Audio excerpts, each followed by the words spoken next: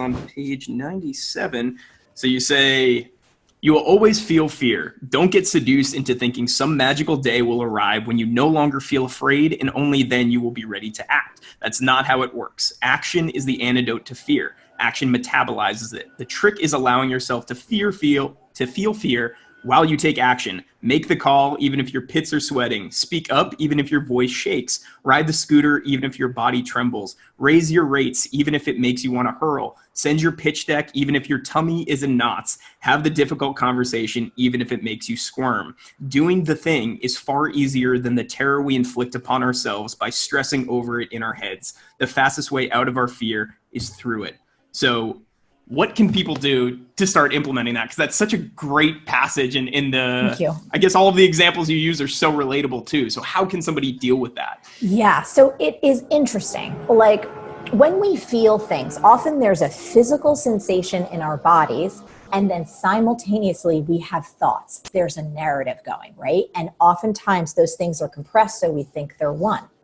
So you start to feel those sweaty palms or that knot in your stomach, and you're like, oh, I don't know if I can do this. And all of a sudden the narrative is like, I'm not good enough. I'm not articulate enough. They're not going to like me. But you can go down kind of the litany of things that we all say to ourselves in our head. Here's the trick. You take a deep breath and you allow yourself to simply focus on the physical sensations of fear, the butterflies in your tummy, the sweaty palms, the feeling of nausea, in my case, if you ever wanted to raise your rates, and you just stay there and you disconnect it from the thought or the narrative. Here's what's interesting. When you allow yourself to fully just experience the physical sensations without engaging in the narrative up here, those physical sensations last anywhere from 7 to 12 seconds max. And then you're able to move forward. But again, this is the kind of stuff, Chris, that we're not taught in school. No one's taught this. So if you think the narrative and the feelings are one and you can't separate them, all of a sudden you get frozen and you don't move ahead. But when you breathe and you experience the physical sensations of fear, you're like, oh my God, that kind of went away. And then you keep moving forward.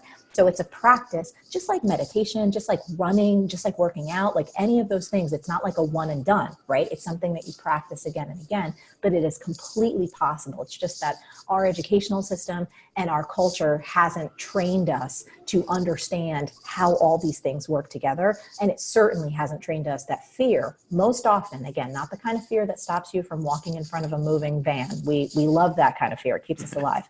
But creative fear, professional fear, what I've discovered is that fear is actually helpful. It's directive. Fear is often a GPS for where your soul most wants you to go.